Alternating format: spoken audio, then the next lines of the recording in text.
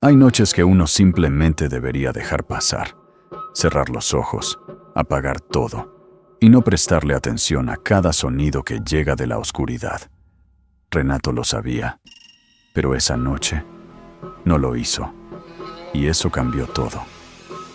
Era un martes de julio, una de esas ciudades pequeñas del interior de Minas Gerais, donde todos se conocen. Las casas son antiguas, los techos son de teja colonial, y el silencio de la madrugada pesa de una manera que es difícil de explicar si no lo has sentido. Renato tenía 42 años, electricista, hombre práctico, de los que no creen en nada que no puedan tocar. Cuando algo hace ruido en la oscuridad, él busca el fusible antes de buscar a Dios. Esa noche estaba despierto por las razones de siempre. Insomnio. Cuentas que no cierran.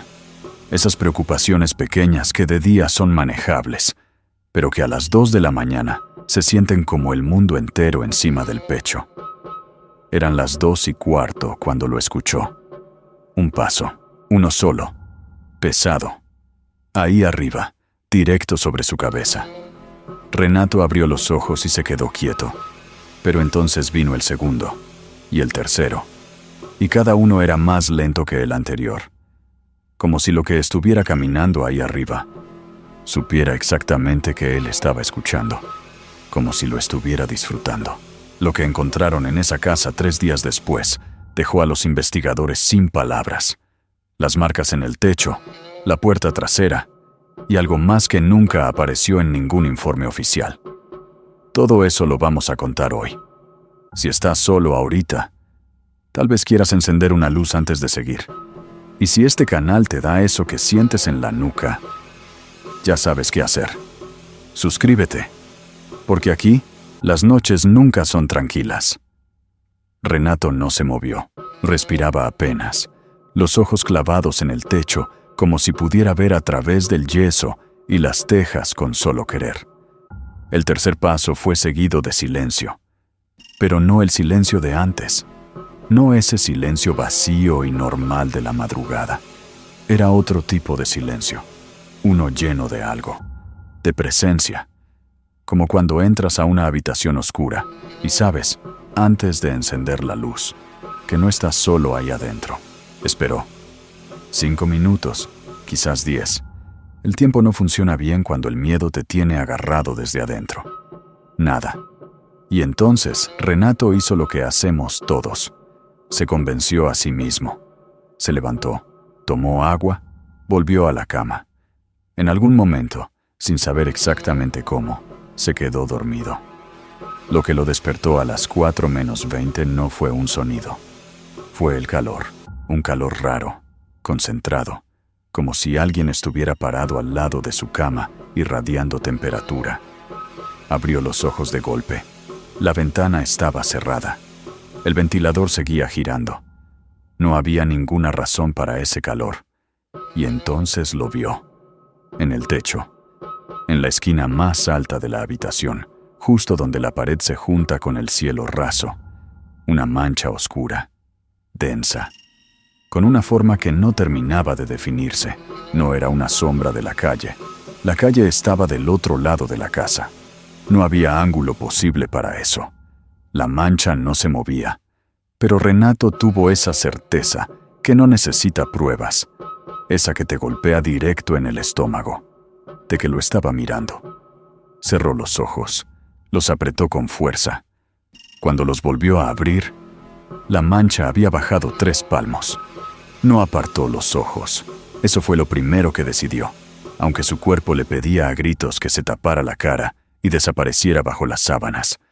Algo dentro de él, más antiguo que el miedo mismo, le decía una sola cosa. Si dejas de mirarla, se mueve.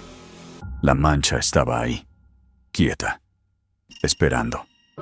Renato casi no respiraba, o respiraba demasiado rápido. Ya no sabía distinguirlo. El corazón le golpeaba tan fuerte que lo sentía en los oídos, en los dedos, hasta en los dientes. 1 minuto. 2. La mancha no bajó más, pero tampoco desapareció. Y fue entonces cuando Renato cometió el único error que no debería haber cometido. Parpadeó. En ese fragmento de segundo, ese instante en que los ojos se cierran y se abren de nuevo, la mancha ya no estaba en el techo, estaba al lado de la cama, no como una figura, no como un cuerpo con forma humana, sino como una densidad, un lugar en el aire donde la oscuridad era más oscura, donde la temperatura de repente caía, a pesar del calor que había sentido momentos antes, como si el frío y el calor se persiguieran el uno al otro alrededor de esa cosa. Renato quiso gritar. No salió nada. Su boca se abrió, sus pulmones empujaron, pero el aire no llegó a convertirse en voz. Como si algo en esa habitación hubiera absorbido el sonido antes de que pudiera nacer siquiera. Y entonces, por primera vez desde que los pasos empezaron, escuchó algo. No en el techo, no en las paredes, adentro de su cabeza. Una voz que no era una voz, más bien una sensación con forma de palabras. 3 sílabas, frías, exactas. Renato no supo cuánto tiempo estuvo así, paralizado, los ojos abiertos hasta donde el cuerpo lo permite, la espalda pegada al colchón como si algo invisible lo aplastara contra él. La densidad seguía ahí, no lo tocaba. Y eso, curiosamente, era lo más aterrador de todo, porque lo que Renato sentía no era miedo a ser atacado, era algo peor. Era la certeza de que aquello no tenía prisa, que podía esperar, que para esa cosa el tiempo no era una línea, sino un charco donde podía quedarse quieto para siempre. En algún momento, Renato recuperó el control de sus dedos. Solo los dedos. Los movió despacio, milímetro a milímetro, buscando a ciegas el borde del colchón, la madera del buró, algo real que le recordara que él también existía, que no era solo un testigo atrapado en un sueño que nadie le había pedido permiso para ponerle. Sus dedos encontraron el teléfono. Lo tomó con una delicadeza absurda, como si moverse demasiado pudiera romper algún tipo de tregua no declarada. La pantalla se encendió. La luz blanca golpeó la habitación. Y en ese instante, solo ese instante, vio algo que el cerebro se niega a procesar bien cuando está en modo de supervivencia. Una silueta. No era sombra, porque las sombras necesitan luz para existir. No era humo, porque no se movía con el aire. Era una figura de pie junto a la cama, demasiado delgada, los brazos demasiado largos, la cabeza inclinada hacia un lado, con un ángulo que ningún cuello humano puede sostener sin romperse, y miraba.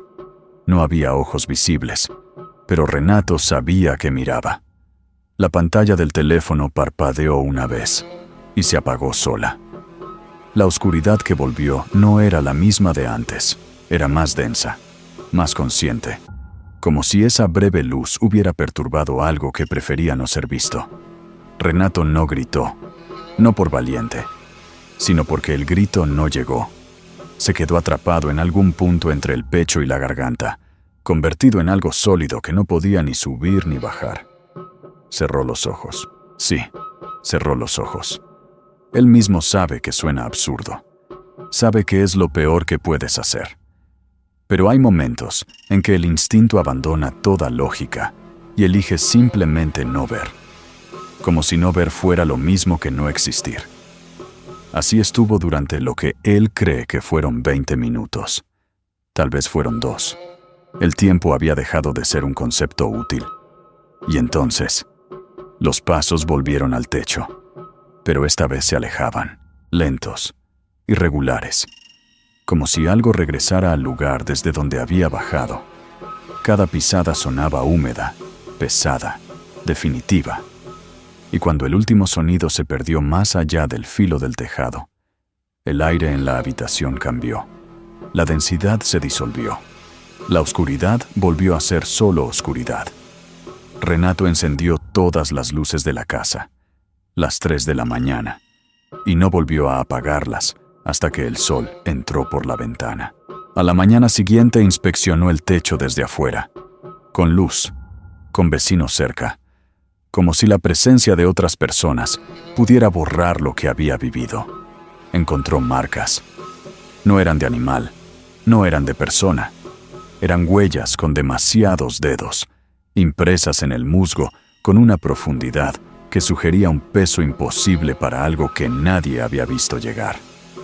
Nadie supo explicarlas. Nadie quiso intentarlo demasiado. Renato se mudó 3 semanas después. Dice que duerme mejor ahora. Dice que casi no recuerda esa noche. Pero cuando alguien le pregunta si volvería a esa casa, guarda silencio durante más tiempo del que cualquier respuesta debería necesitar. Eso fue Lendas Malditas por hoy. Si llegaste hasta aquí, ya sé quién eres. Eres de los que no le huyen al miedo, de los que lo buscan. Y eso te hace parte de este lugar. Cuéntame en los comentarios. ¿Has escuchado pasos en algún lugar donde no debería haber nadie? Porque hay relatos en esta comunidad que todavía no he contado. Algunos llegaron de personas que juraron que nunca iban a hablar de lo que vivieron. Dale like si quieres que sigamos. Suscríbete si no quieres perderte lo que viene. Y activa la campana. Porque el próximo caso no debería escucharse solo. Nos vemos en la oscuridad.